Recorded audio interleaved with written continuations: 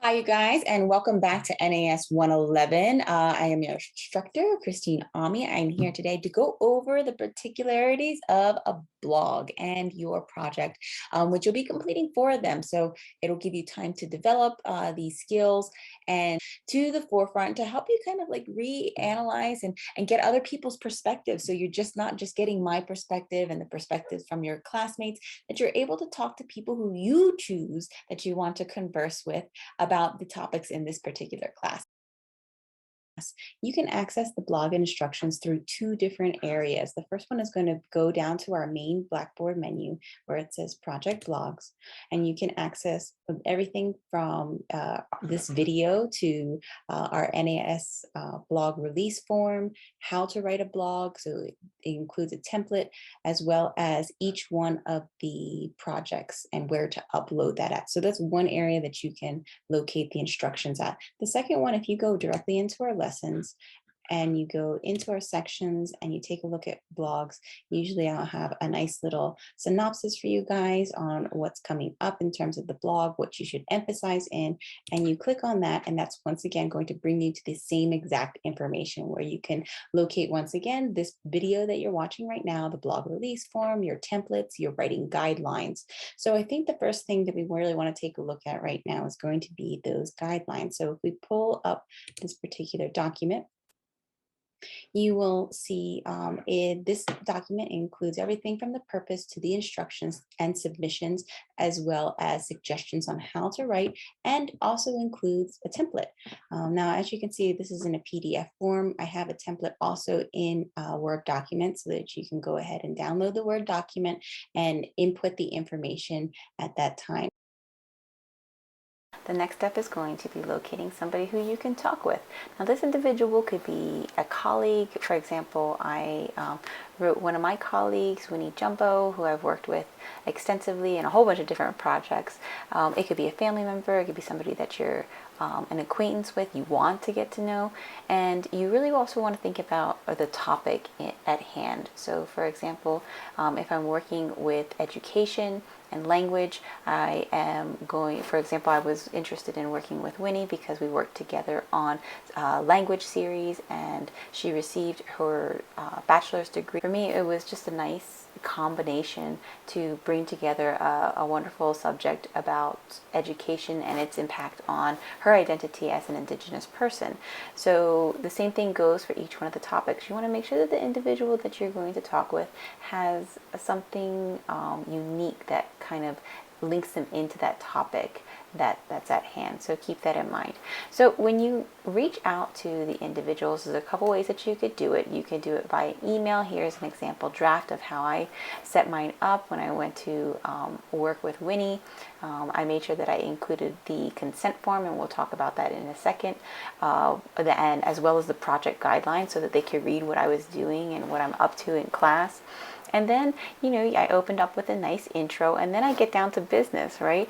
This is what we're doing in my class, and this is why we're doing it, right? The hope is to just discuss some of the class concepts that we have going, and exactly what we're going to be talking about. So I also include here some of the questions that I'm interested in asking and wanting to know if they're willing to participate. So these are the kinds of things that you want to set up. You can obviously call them on the phone or talk to them via Zoom, send them a message, just all different ways that you can. But you also really want to stress when you're talking to them that there is a consent form that is being signed, and that you're also going to be providing them with a final copy, a final version of what you've written in that blog.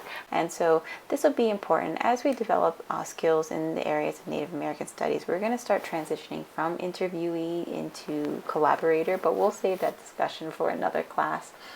This is just to get your feet wet in terms of talking to contemporary individuals and understanding how interviewing formats can start. So that way you get used to that type of communication style, which can be awkward at the very beginning, but that's how you want to think about how you're going to invite somebody to participate with you. Okay, so you've done it. You've found somebody who's willing to sit down with you and talk over these ideas that you have from the class and get their input and allow for just a beautiful conversation to come to fruition. The first thing that you need to do is make sure they sign the consent form. So I wanted to go over the consent form just so that everybody understands the purpose of the consent form and how it functions.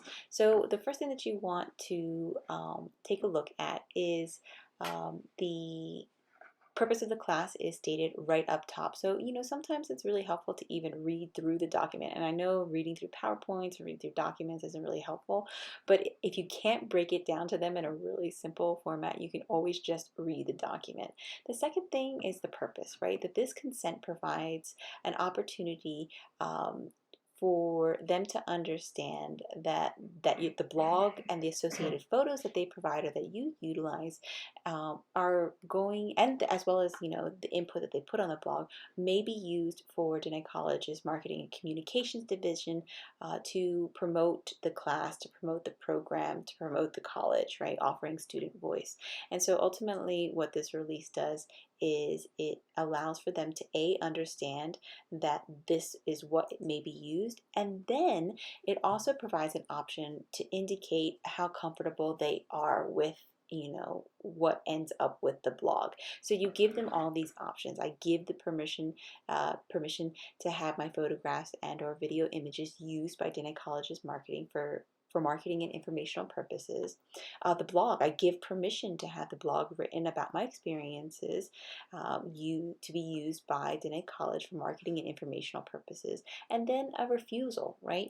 The refusal indicates that I do not want to have my photo, I do not want to have this blog published, right, by Diné College for marketing or information purposes. That I understand that by refusing this, I also understand that I'm agreeing to continue to participate with the blog for the purposes of this class only, meaning that this individual understands that they're going to participate in the conversation and that the student blog will only be used for class activities and not for Diné College's marketing or informational purposes. So make sure once you're clear with that, with them, that they sign. They can do an electronic signature and they could send it back to you, or if you see them in person, they can obviously sign in person. So those are the kinds of things that you want to make sure that you have cleared up. And then when you take a look at your actual conversation, right, have a notepad.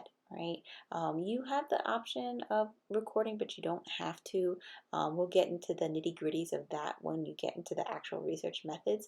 But just think about the experience, think about key things that they're saying, and have a notepad heading because maybe they're going to say something really significant and impactful that you want to get down. And don't be afraid to say, hey, oh, can you hold up 1 second? So I got here, this is what you said, and it allows for you to kind of recap what they said in a way that they either agree or they have the opportunity to correct how you're understanding it. So those are the kinds of the things that you want to really focus in on.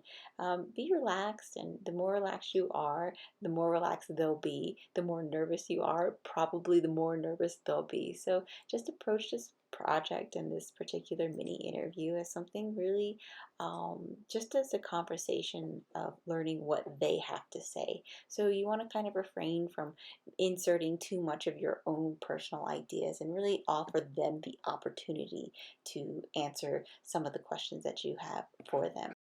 All right, guys, so you've read the instructions, you have found somebody to interview, you have interviewed them, now you got to write it up.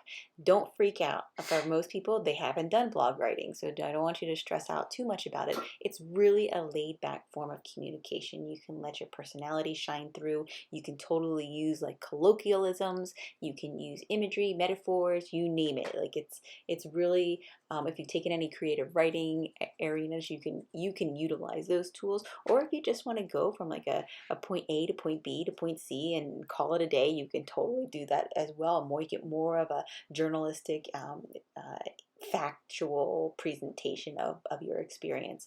So one of the things that you want to take into consideration here, right, is an engaging title. And you want to think about, okay, what are some good titles? Titles could be anywhere from 3 to 10 words. You want to use something catchy. And so think about that in terms of, all right, so what could I possibly utilize to grasp my reader's attention? Of course, you could put like Native American Studies Blog 1 and then Winifred Bessie Jumbo, which is great. People would Google Winnie all the time, but how can you make it something that's attractive in terms of readership? So that's what you want to think about. Put your thinking cap on and try to come up with a creative title. It's really half your battle in terms of getting readership. Make sure that you have your name, the guest that you have with you, their name totally okay, and then any photo captions, right? If you have a photo, which you need to include a photo. Your guest can provide you with a photo of them. In that case, make sure for sure they had signed off on the consent form on that area. Or you yourself could go ahead and take a photo of something that you think that encapsulates the discussion that you had or the blog that you're writing about. You can go ahead and include that too. Try not to make it you in terms of like a photo of you, but a photo of something that really captures the imagery that you're trying to portray, and make sure that you include that photo caption there for me. Here is the Word document. You can actually go in and input the Word document when you're writing this. Answer these prompts, right? In your introduction, you want to include the NAS topic that's being discussed in class, and you want to introduce who you're interviewing. So keep that in mind. Keep that you want to present that person, and explain right in your paragraph too, right? Who did you get a chance to speak with, and why did you select them, right? So this is where you're really going to present, right, what they're going to contribute. In paragraphs 3 and 4, this is going to be like the body, the substance. What did you pull out that's directly associated with the topic that's at hand, right? How can you pull out some of the key things, that at least what you thought was key from the discussion that you had with this individual, from your guest? How can you pull that out and really recap that in a nice solidified manner? And then in your last paragraph, right, you're going to write your conclusion, your wrap up of your blog with a success statement. Like, what have you successfully pulled out of this very short interaction that you had? Maybe it's a reconfirmation of some of the values that you understand about identity. Maybe you're taking a look at the impact of your understanding of NAS. You're starting to pull together that first pillar of what the NAS program here at Denett College holds, which is, focusing on contemporary communities and understanding that they're very much part of an ongoing cultural shift. Or the general topic at hand. What have you learned? What was your aha moment? Or what are more questions that you have? Maybe this kind of just opened up a floodgate of questions that you have, and that you're going to have next steps, and you put your next steps. So that's going to be basically your format that you're taking a look at. So okay, so now it is time to upload. So you want to locate the Project Blogs tab on your Blackboard website, the main page of the class. Once you open that up, it's going to bring you to an option to open up Create Blog Entry. And here you're going to put the title of your blog, and then simply copy and paste from that Word document directly into the text area. And this will allow for your blog to pop up so that your classmates can read them.